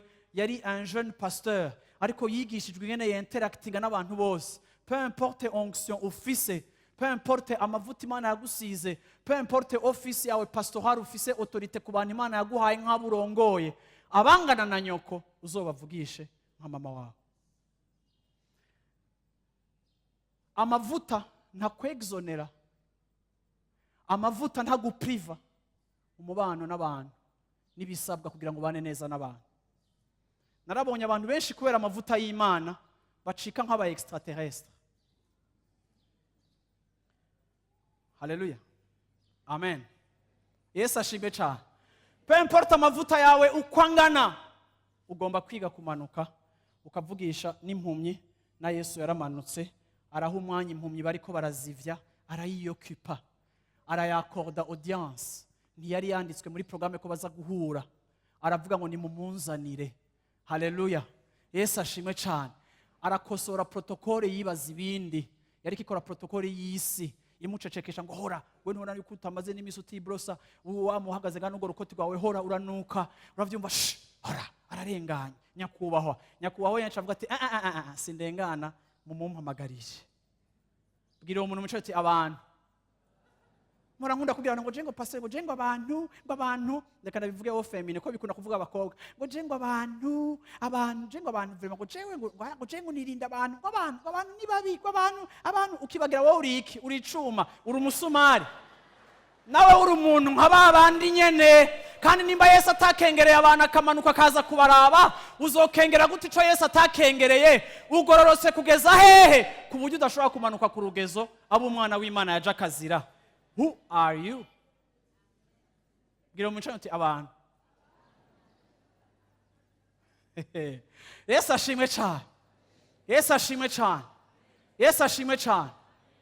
Ibi bintu bitatu byari mu buzima bwa Samuel, kandi ibi bintu bitatu nawe wotora ibindi ugakwiza liste yawe ukayigwiza, ariko ibi bitatu ndabigishije uyu munsi vyatumye Samuel agira influence. Bibiri bivuga ngo yarinze abaganza imyaka yose, ahantu hose yaja kubacira imanza, amara imyaka 40 atawumucira urubanza, atawugira gute, yubashwe, asonewe, Israeli ifise impore, isanduku y'isezerano ihari, ibintu byose bimeze neza, bipanze neza. Ariko kandi Imana yamuhaye ijwi ry'umvirwa. Ngira ndakubwire ngo wewe Imana yaje mu buzima bwawe kugira ngo iguhe ijwi ry'umvirwa. Ni wafata ugateranya, uravyumva competence, ukayiteranya na caractère, ukayiteranya na connexion, uzovyara influence. Ab'Imana bagomba kuba bafise influence, mu muryango wawe ugomba kuba ufise influence, mu bana bawe ugomba kuba ufise influence. Haleluya, ugomba kuba wumvirwa. Muri departement mukorera mugomba kuba ufise influence, mu kazi ukorera mugomba kuba ufise influence. Abantu bagomba kuba bitega kukumviriza. Inama nihera utaravuga wewe, abantu bagomba kumviriza ico wewe wiyumvira, kuko Imana yaguhaye sagesse yayo, nkuko yahaye influence Yosef umunyamahanga, nkuko yahaye influence Daniel umunyamahanga. Nawe peu importe ikikudisqualifia muri societe turimo, ariko kandi nganda kubwira ngo Imana niyagucengera neza, nta kindi zobikeneye atari ukukwexposa ku mahanga, ikaguha influence aho uvuga ibintu bigakoreka. Umuntu rero afise influence arahindura quartier yiwe, arahindura famille yiwe yaboshwe no kuraguza, arahindura famille yiwe yaboshwe n'ibindi bintu by'ibintazi, arahindura akazi kiwe aho ibintu byamye biyangara, batakaza amafaranga bahomba. Ariko urashobora gushika nka Yosefu, Potifara agaca atunga, akava kuva kagapeti ndakaronse natanguye gutunga. Ngana kubwira ngo iyo influence Imana ishira mu buzima bwacu iduha gukosora ibintu. Niho hantu haca haza hakomokira ijambo rivuga ngo Ebenezer, uhoraho ngiye kudutabara. Bibiri ivuga ngo bamaze kuza imbere y'Imana batangura gusenga, ngo bazana ikimazi baza kugitangira Imana. Ivyo vyanyibukije iminsi 40 y'amasengesho turimo, ngo bari imbere y'Imana batanguye gusenga, batanguye gushikandira ikimazi. Abafilisitiya bumva ngo Israeli yakoranye, bahitamo kuza kuyitera. Baje kuyitera, barabandanya barasenga. Ubwoko bubwira Samuel ngo Samuel, komeza udusengere, hari urwamo rw'intambara turiko turumva, komeza udusengere. Samuel aguma imbere y'Imana. Bibiri ivuga ngo Imana ituritsa imituragaro, itera urwamo, isanzaza Abafilisitiya, ibanesha pour du bon. Biratuma batacongera kugaruka. Imana izitirira inzitiro za Israeli, hamara imyaka Abafilisitiya batabatera, ahubwo Israeli itangura no kubohoza ibisagara yari yaratakaje, itangura kwigarurira ibyo yari yaratakaje. Umwansi w'igihe kirekire, umwansi aremereye, umwansi yarateye ubwoba, ahejeje kudispahesa, baca barashira ibuye aho hantu bagita Ebenezer, rivuga ngo uhoraho aracagize gute, aracadutabara. Bwa bundi ntiyahagaritse na projet yo kudutabara, bwa bundi iyi minsi yose ntiyari yatwirengagije, bwa bundi ntibyari byaramunaniye, bwa bundi Imana yacu ntihagabanukiwe mu nkomezi, bwa bundi Imana yacu ntiyaneshejwe n'Abafilisitiya. Ebenezer, uhora aracagira gute, aracadutabara. Ndarangije ndakubwira ngo uhora aracashoboye kugutabara ikintu cyaco cyose gitera ubuzima bwawe, ikintu cyose cyagusinzikaje, ikintu cyose cyaguhahamuye, ikintu cyose cyamye cigarukana, uhoraho aracashoboye kudutabara. Amen. Haguruka dusenga Imana yacu. Haleluya. Uhagurutse mu cyane uti uhoraho aracadutabara. Andashaka kubivugane na fierté na assurance. Haleluya. Nawe uri kuri internet ubwire uwo mwicaranye uti uhoraho aracagutabara. Nimba uri kurateka wikoreye umwana wawe, mubarire naho atumva ururimi uti uhoraho aracagutabara. Ebenezer. Haleluya. Haleluya. Haleluya. Imana ntibinaniye gutabara, ariko Imana ikeneye aba agent, Imana ikeneye ba Samuel. Imana ntinaniwe gutabara umuryango wawe, Imana ikeneye ba Samuel. Imana ntinaniwe gutabara aho uva n'abuvamwo, Imana ntinaniwe gutabara, ariko Imana ikeneye juste umu agent yitwa Samuel, uwo yagize ko accès kugira ngo influence yayo muri we itume ibintu bikoreka. Ndashaka kubona ibintu bihinduka, ndashaka kubona impinduka. Hari amasengesho menshi sengera, ariko sinikura muri equation ya réponse, sinikura muri solution ku kibazo kihari. Ariko ndabaza ngo Mana, ni ibihe bintu gikeneye gukora muri jewe bishobora gukontribuwa mu kuzana iyi solution ndiko ndashaka kuzana. Naho dusengera ishengero tukabona turafise ingo zimeze neza mu ishengero, tukabona turafise abantu bazima ubuzima bwabo buriko burahinduka, ariko kandi ku yindi mpinduka nkikeneye kubona mu ishengero ndabaza Imana n'Imana uretse ko ndabigusaba wowe ngo ubikore nikihe nanje ukeneye gukora mu buzima bwanje. Haleluya.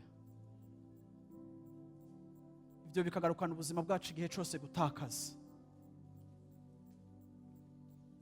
Ntuzushuhanira abantu ngo ntibakwemera. Ntuzumanipira abantu bawe ngo ntibakumvira.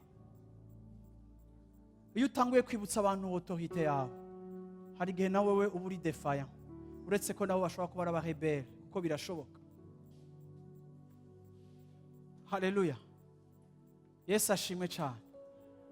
Uhoraho aracagize gute? Aracadutabaye.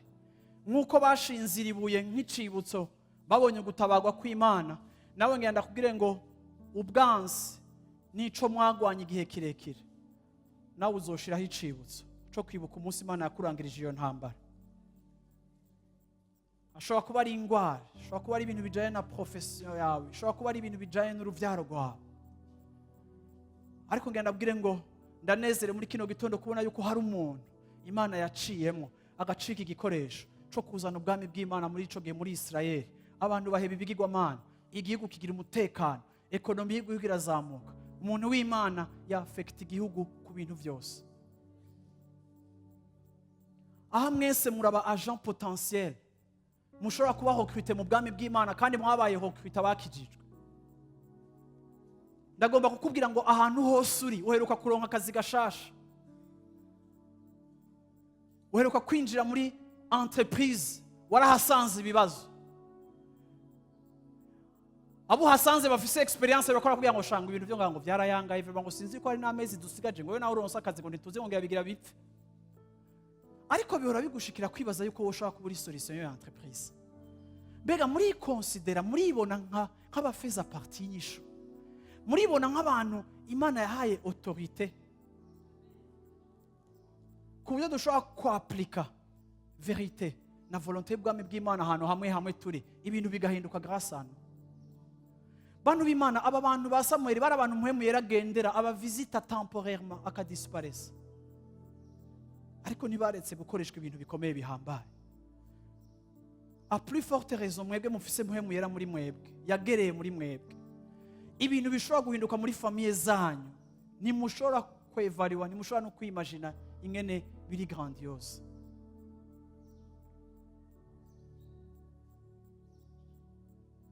Ariko nimba umwansi yarabambuye ikicimviro ca influence mukwiye kugira, mugashika kurugeza aho mumva muri domine n'ikibazo, ndarangije ndababwira ngo garuka muri position yanyu, aho muvuga ngo reka ubwami bwawe buze. Haleluya. Ndashaka udugije bijya bavuga uti Imana reka ubwami bwawe buze, tangure gusenga. Haleluya. Icari cyo cyose kirimo amananiza uvuga uti reka ubwami bwawe buze. Haleluya. Amen. Icari cyo cyose kirimo amananiza mu vyawe uvuga uti Imana reka ubwami bwawe buze. Niyihe difficulty turi kurahura nayo, nikiye kintu kikuderange, nikiye kintu kikudagisuporta, nikiye kintu umva ko gikwiye guhagarara, gikwiye gusesa, nikiye kintu umva yuko gikwiye guhinduka, nikiye kintu umva yuko no. Haleluya. Ndagomba kumva amajwi y'abantu, ndagomba dusenge. Haleluya. Mumpe iminota 5 yo gusenga. Haleluya. Mu minota 5 yo gusenga turasohoka ngaha anya, ubu ni minota 10 ya saa 6:15 turasohoka. Haleluya. Ariko munyemerere uravyumva tuje ku masengesho gatoya, n'indwi tuzobandanya. Ariko kandi hari ibintu bigomba guhinduka. Imana yatugize abagabo n'abagore ba influence. Imana yaduhamagaye ko influence amaterritoire, Imana yaduhamagaye ko influence amafamille, Imana yaduhamagaye ko influence ibisagara, Imana yaduhamagaye kugira influence, kugira ijwi riseruka, kugira ijwi ryumvikana mu bihugu. Imana yaduhaye kugira ijwi ryumvirwa aho twegereye, aho dukikuje.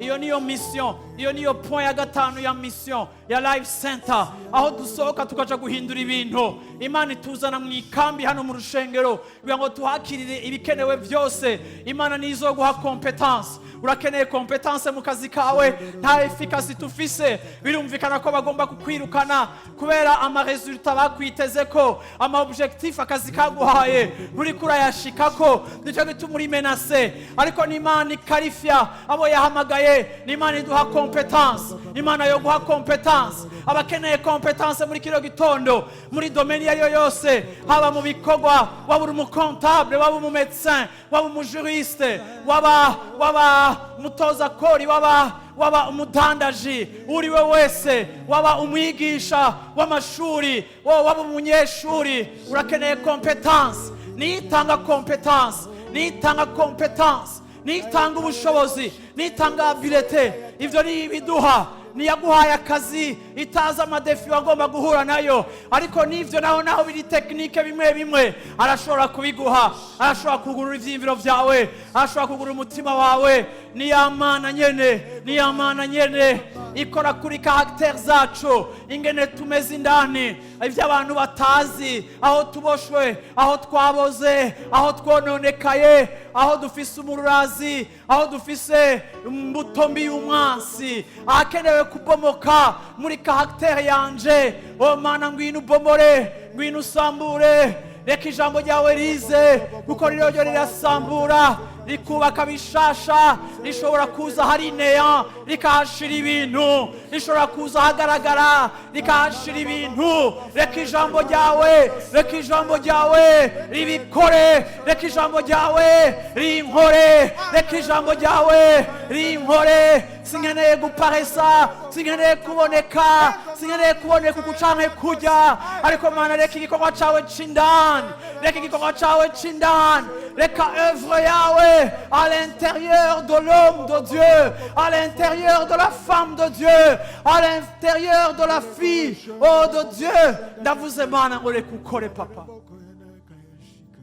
tenda papa, tenda, kora Mana, vuga uti Mana kora Mana, vuga uti Mana kora Mana. Ivyo utari kuraronka bimwe vyugariye muri faiblesse ya caractère yawe, ivyo utari kurishurwamo bimwe ntibifise inyishu spirituelle, ariko bifise inyishu ya transformation. Hari bigomba gukoreka. Reka gusenga ukutariko, ariko sengera ubuzima bwawe. Haleluya. Yaravuze ngo ukeneye ubwenga busabe. Hari ivyo dukeneye indani muri twebwe. Haleluya. Ntuzi kubana n'abantu, wama mu makonfli, wama mu njyane, wama mu mahane. Urakengera abantu, ntuzi kumanuka, wifata kuri muri classe yo hejuru, wifata kuri spirituel, wifata yuko udakundwa cyangwa utemewe, wifata kukengeretse, bikakunanira kwinjira mu bantu, bikakunanira gukorera Imana, bikakunanira kwinteractinga n'abantu. Warakomerekejwe n'abantu, uri kurahunga abantu, ariko ni wowe uhunga abantu. Reka Imana igaruke ikurestore indani muri wowe, usubire kwiconnecta. Fata ukuboko k'uwo muntu muhagararanye musengera uti Imana agendere ubuzima bwiwe Mana. Reka kino gitondo Mana utugenderere Mana, reka kino gitondo tugenderere Mana. Hari ibiriko biratuma ivyacu bisambuka, hari ibiriko biratuma ivyacu vyononekara, hari ibiriko biratuma imiryango yacu yononekara, hari ibiriko biratuma aho turi hadahinduka. Hariho influence tudafise, hari impinduka tutariko turazana, hari impinduka tutariko turenspira, hari ijwi ryacu aho rigarukira. Abantu ntibatwemera, abantu baratudenigra, abantu batubona ko turi abantu banyuma, abantu batubona ko tudafise icyo twovuga, abantu batubona nk'abasharlatan, abantu batubona nk'abamagicien, abantu batubona nk'abanyamafuti, abantu batubona nk'abanyamafuti, abantu batubona nk'abahypocrite, abantu batubona nk'indyarya zisenga zidasenga, abantu batubona ukundi. Mana, hindura ico gicapo, ariko nta bundi buryo bwo kugihindura atari ukuduhindura twebwe. Hindura inzu yawe papa, hindura abana bawe papa, hindura Mana.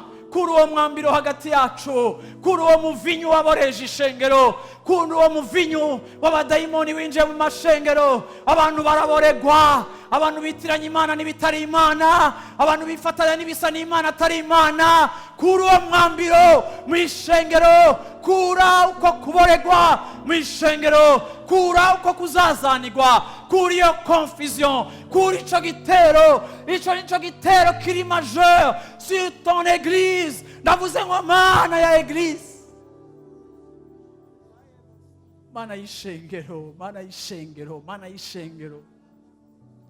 Oh Yesu w'ishengero, Yesu w'ishengero, Yesu umutwe w'ishengero, Yesu umutwe w'ishengero. Nta kuntu membre zoba différent de la tête, nta kuntu membre zoba connecté n'ikindi atari la tête. Tu es la tête de l'église, tu es la tête de l'église, et nous sommes ses membres.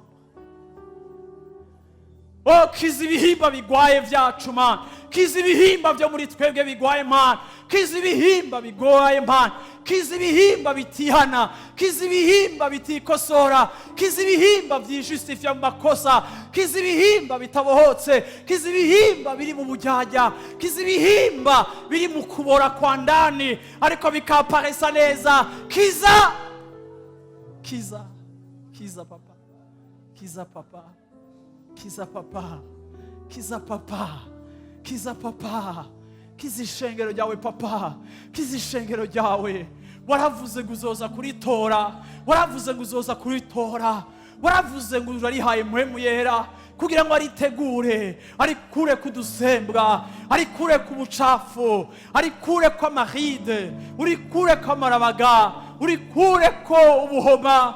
Oh, wararungitse mpwemu kugira ngo ategure uwo mugeni. Ntibishoboka ko mariage iba umugeni acafuye, ntibishoboka ko mariage iba umugeni adafise fraîcheur, ntibishoboka ko mariage iba umugeni adasayangana, ntibishoboka ko mariage iba umugeni atari mwiza. Agomba kuba ari we mwiza mu vyiza bihari, agomba kuba ari we mwiza dans toute la créature, agomba kuba ari we mwiza mu biboneka, mu bihari, agomba kuzoba ari we mwiza,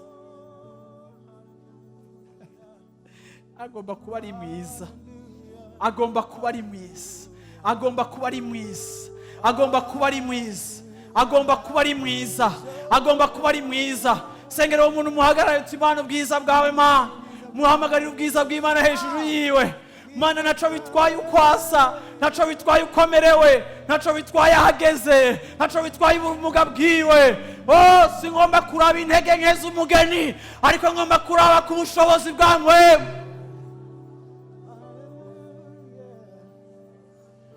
Ndagomba kwizera ubushobozi bwa mpwemu yera, ndagomba kwizera ubushobozi bwa mpwemu yera muri kino gitondo, ndagomba kwizera ministere ya mpwemu yera, ndagomba kwizera kapasite ya mpwemu yera, ndagomba kwizera ugushobora kwiwe, ndagomba kwitega igikorwa ca mpwemu yera.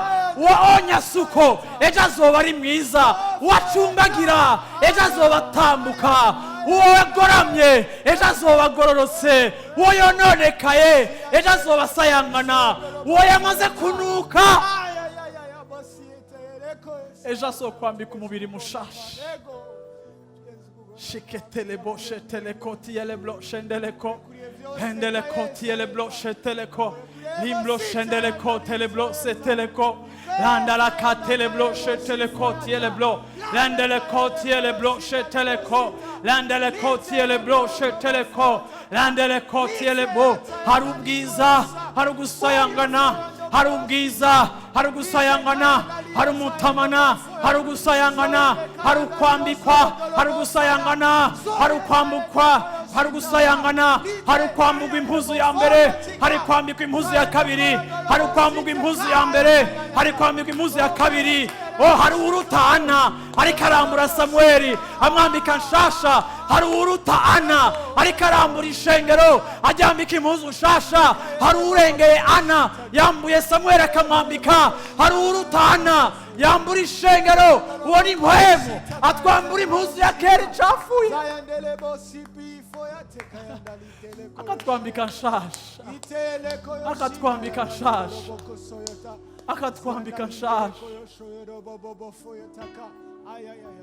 Nyambika papa muri kino gitondo, ndadugisha amaboko yawe yanje Mana. Nyambika papa, nyambika papa uyundi mwambaro mushasha, nyambika papa iyindi mpuzu nshasha, nyambika papa iyindi mpuzu nshasha.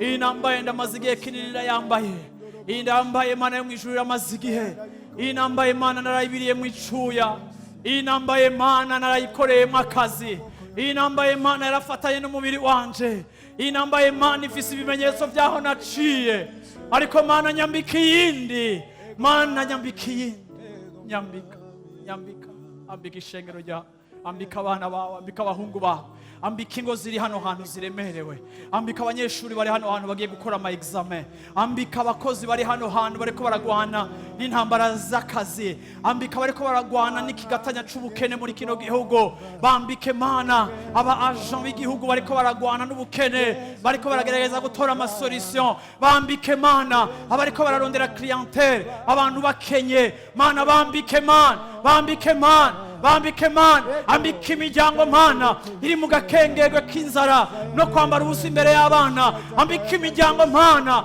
abagabo badashobora kugura impuzu, badashobora birukanwa mu mazu abana babona, bambike Mana, ambika Mana ishengero ryawe, ambika Mana abera bawe, waravuze ngo uzobarinda icago, waravuze ngo uzobarinda icago, icago nicaza uzobarinda, waravuze ngo uzobarinda inzara, waravuze ngo uzobarinda abari mu ihema ryawe, abari mu ihema ryawe, abadugije ibendera ryawe uzobambika. Twambike papa, twambike papa, twambike papa, twambike papa, twambike papa, twambike papa, musaba kwambike muri kino gitondo, ashobora kuguha impuzu itandukanye niyo wari wambaye.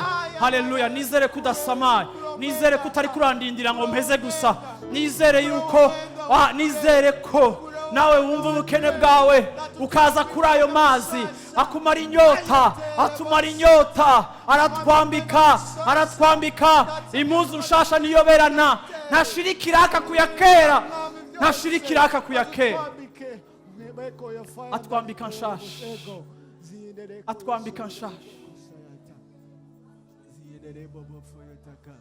Turagushima mwami kuduhindurira umwenda, turagushima mwami kuduhindurira umwenda, turagushima data mwiza kuduhindurira umwenda, warushaje data turawukuyeho, uratwogeje data mwiza, udukuye agasembwa kose data mwiza, utwambitse data mwiza impuzu nshasha, umara inyota, uraduhinduye Yesu, nagushize hejuru, ndakwimise, nagushize. Washobora kunyemerera tukamudugiriza ibiganza uyo mwana, ndizera ko agira yambika abantu hano hantu muri kino gitondo, ndizera ko indwi tugiyemo ariyo kwambika inzira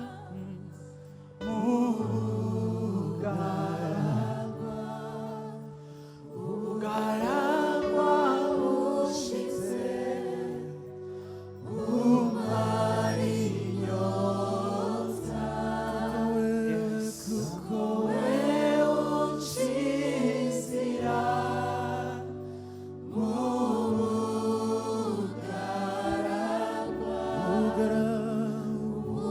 bugaragwa ushize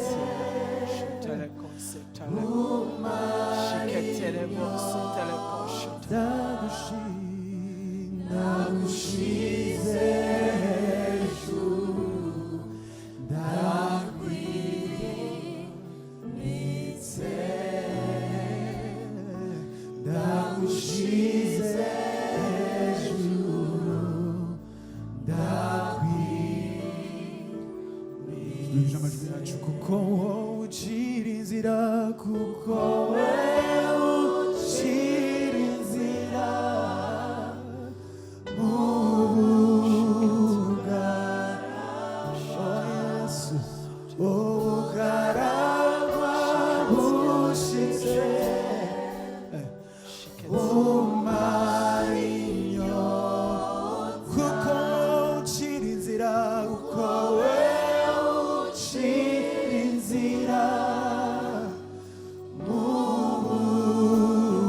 bugaragwa, oye, ubugaragwa bushitse,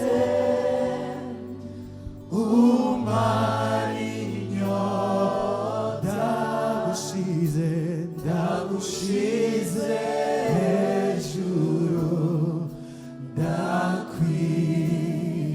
ndakwimitse, ndagushize hejuru. Iyo niyo ndirimbo yawe, ndagushize hejuru mwami, ndagushize hejuru, ndakwimitse.